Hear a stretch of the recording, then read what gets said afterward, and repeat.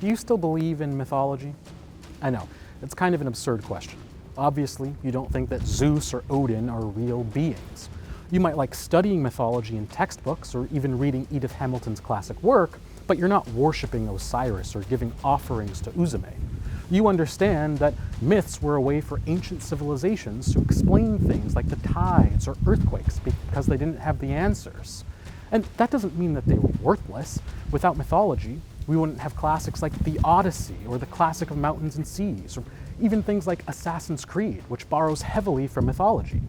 But when you enjoy an opera from Wagner or play an Assassin's Creed game, you recognize that these are fables. They're fictions that people used because they didn't have all the answers.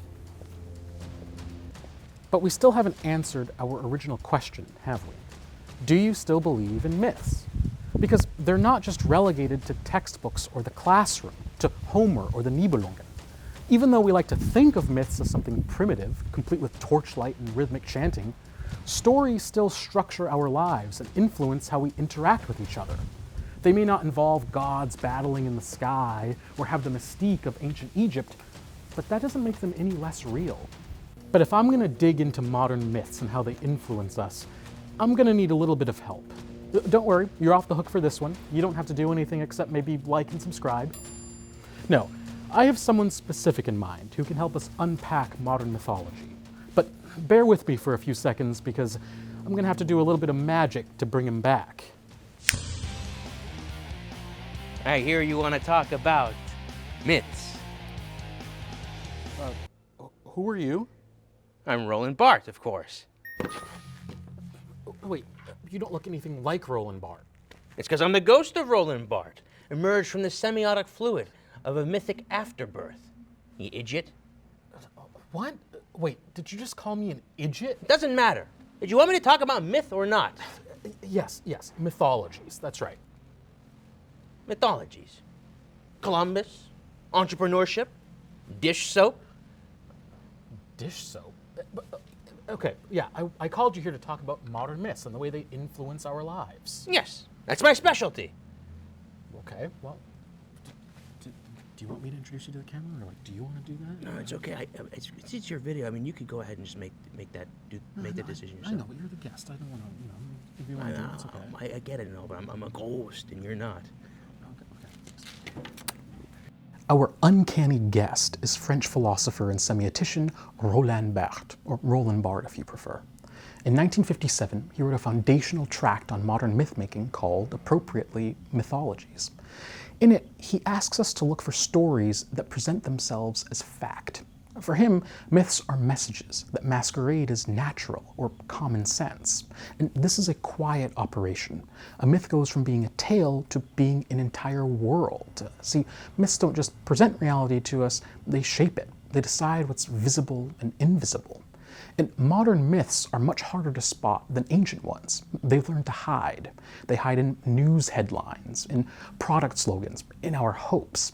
They convince us that, for example, markets are completely fair and impartial, or that technology is going to liberate us, or that success is completely self-determined. To find out why this matters, let's look at how public myths are created, according to Barthes. The cultural work done in the past by gods and epic sagas is now done by laundry detergent commercials and comic strip characters. For Barthes, myth is something he calls a second-order signification, and I promise it's simpler than it sounds. See, every word or image refers to something beyond itself.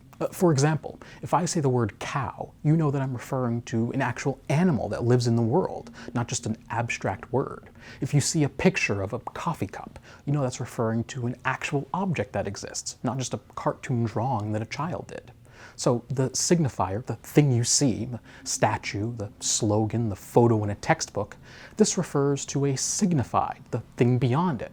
This could be something like courage or innocence or independence. And that's when the myth works. Suddenly, this is simply who we are. And once myth fades into the background hum of everyday life, it becomes much harder to spot. Take, for example, the myth of the entrepreneur. We're told that success is completely self-determined, that all we have to do is pull ourselves up from our bootstraps, rub our hands together, put in some effort, and we can achieve the success of our dreams. We're shown singular success stories of Silicon Valley tech magnates, politicians who started out in poverty, small business owners who turned their businesses into mega franchises like Walmart or McDonald's. We're not shown the structures and institutions that helped to get them to their success. We're not shown the friends, the family, the bosses, the colleagues that gave them the space to develop their genius. We just see the end result and think that all it takes is a little grit. But this is a double-edged sword. On the one edge, we start to internalize shame and guilt. Failure becomes completely our responsibility. We can't point to an institution, a policy, a structure, even a person, no matter how legitimate, because success and failure are completely up to the effort that I put in. On the other edge, we start to shame and judge others. We call them lazy, pariahs, maybe even stupid. We don't see the man struggling in his job because his company decided to export labor to overseas countries instead of keeping it in country. We just see someone who isn't quite putting in enough effort. We don't see the single mother working 4 jobs, struggling to feed her 3 kids because her husband left her when she was 21. We just see a lazy, indigent woman who doesn't want to change. This is an insidious myth because it reinforces the idea that wherever we are in life is completely because of our actions, and wherever someone else is completely because of theirs. Roland, what are your thoughts on the entrepreneur myth? My thoughts on the what? The entrepreneur myth? People who start their own businesses? Oh, I'm sorry. I'm not familiar with the English word. I'm only familiar with the French. I think the myth of the self-made man, it only applies to someone who's stranded on an island. In modern civilization, I think we lean on each other in ways that even we're not truly aware of. Wait, what's the French word for entrepreneur? Entrepreneur. There are thus very engaging myths which are, however, not innocent. The medium of the message also matters. A story that's told in an epic is going to be much different than one that's told on a billboard or in an advertisement. A 30-second commercial can turn a chemical compound into a sacred ritual. A 2-minute video on YouTube can turn a complex historical figure into a national hero. Take, for example, Christopher Columbus, who's been in the news recently for a lot of different reasons. He is the great explorer who sailed the ocean blue in 1492, braved the elements, and discovered a new land that already had people on it. In textbooks, statues, civic rituals, he's hailed as an icon of discovery and exploration. And all the stuff that's omitted, the dispossession, the violence, the pre-existing maps, well, that becomes part of the silence that supports a national myth. Now, if the story of Columbus were told in, say, a folk tale or an epic poem, we probably wouldn't regard him as highly as we do. I don't think that he would have cities and streets named after him, and I certainly don't think that politicians would be fighting over him in Washington, D.C.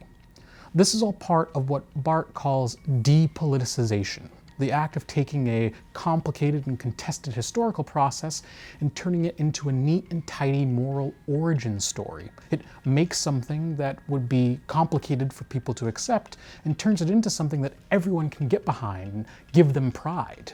In passing from history to nature, myth acts economically. It abolishes the complexity of human acts. It gives them the simplicity of essences. One of the most important examples of this process of depoliticization is Barthes' analysis of this image, a French magazine cover from the 1950s. Take a moment and look it over. What do you notice? Well, it looks like a young soldier, maybe proudly looking up at the French flag with a feeling of meaning, purpose, even belonging. Barthes would say it's also no accident that the figure depicted is black. See, in the 1950s, the Algerian War for Independence was at its height, a time when Algerians, French intellectuals, academics, and scholars were condemning the French government for their colonization practices. Meanwhile, the French government, authorities, and institutions were claiming that these so-called revolutionaries were nothing more than violent radicals who didn't understand peace or order.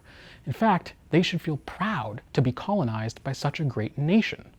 Barthes would say, look at what this magazine is doing.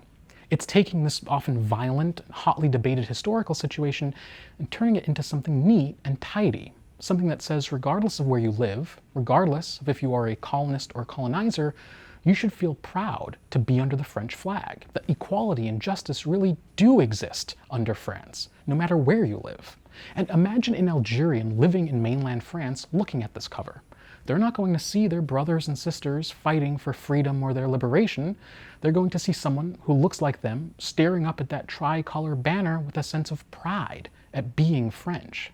Barthes would say this is quintessential depoliticization. France throws the bulk of its military manpower into the Algerian rebellion, which daily assumes the proportions of total war. Flying columns fan out through the country, which on all sides has become a target for hit-and-run attacks by native guerrillas. In the case of the black soldier, for instance, what is got rid of is certainly not French imperiality. It is the contingent, historical, and one word, fabricated quality of colonialism. Myth does not deny things. It gives them a clarity which is not that of an explanation, but that of a statement of fact.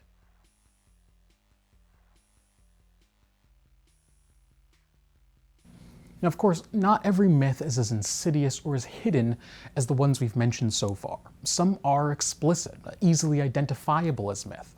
One of the greatest passages, I think, in the book is Barthes' analysis of wrestling. That's right, professional wrestling. And remember, this was written in 1957, so Barthes didn't know about Rock the Dwayne Johnson or Cold Stone Steve Austin or John Cena. He was probably writing about people like Vern Gagne, about Killer Kowalski, Lou Thez. Let's take a look at what Barthes had to say about professional wrestling. Wrestling is not sport. It is a spectacle, and it is no more ignoble to attend a wrestled performance of suffering than a performance of the sorrows of Arnulf or Andromache. For Barthes, professional wrestling was staged drama, like Greek tragedy, only instead of the Trojan women, you had WrestleMania.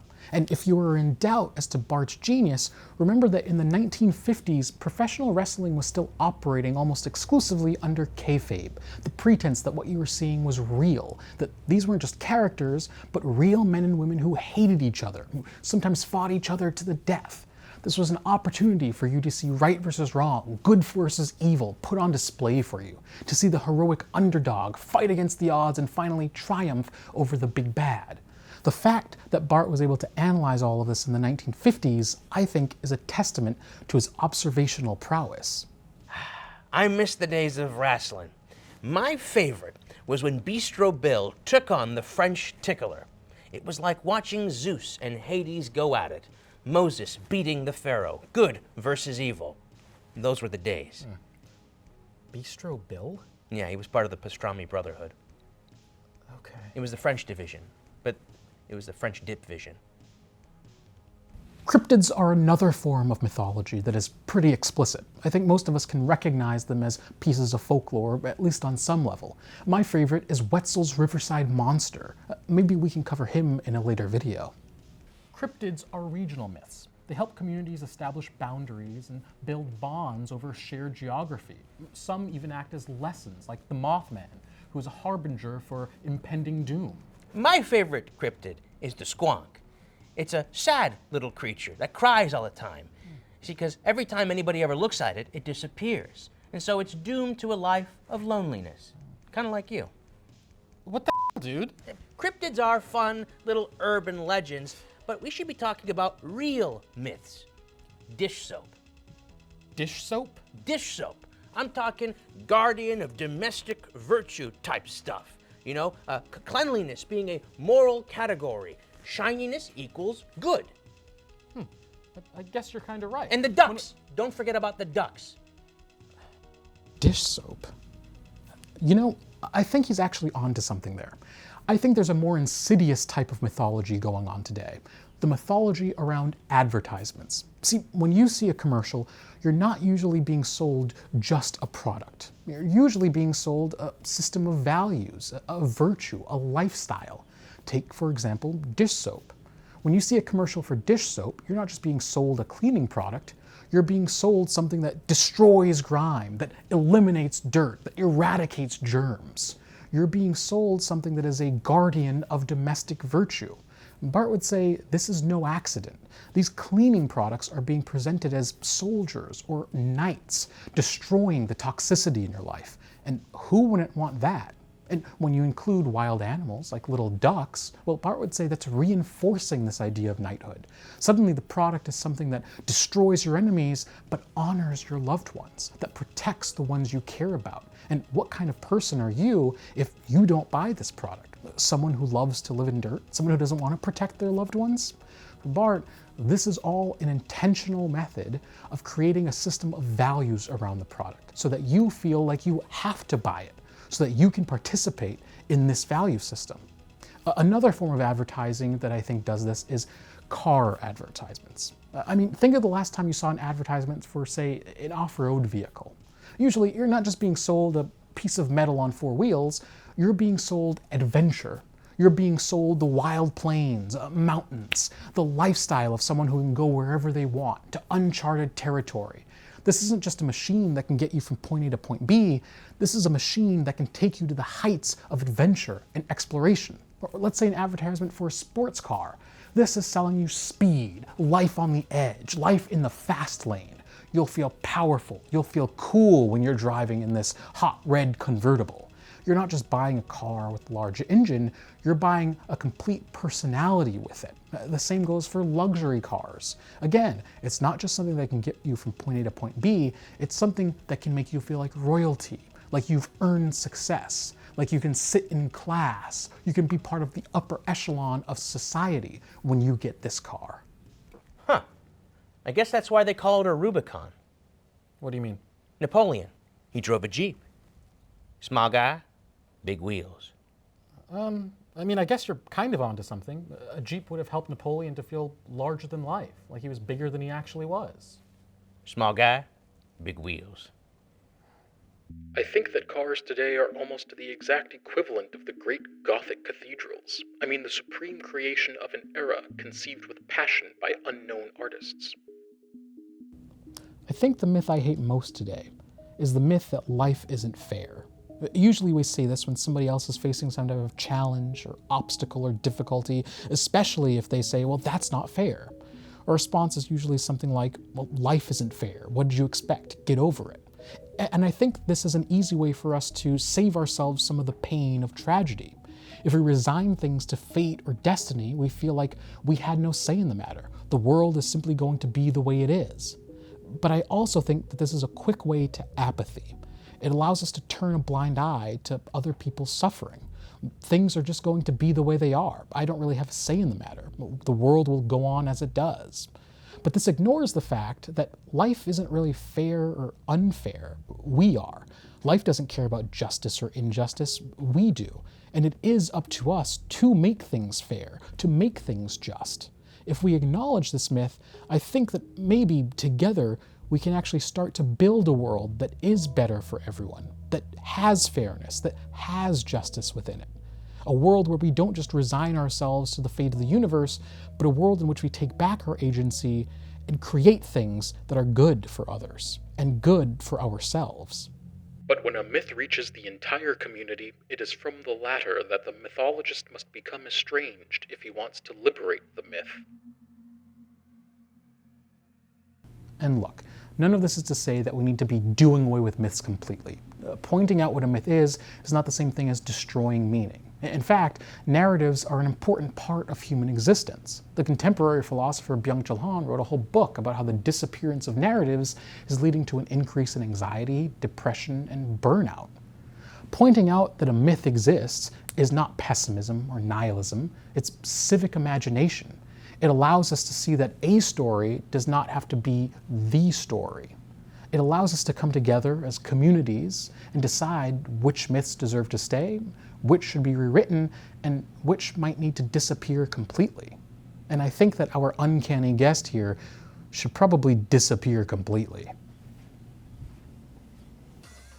Goodbye! Goodbye, everyone! Goodbye! You know, Ghost of Roland Barthes, it didn't really help me dig into anything. You kind of just sat there.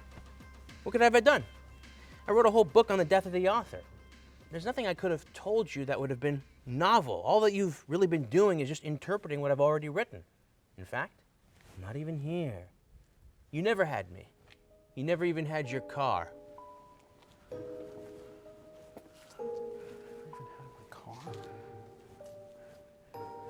What?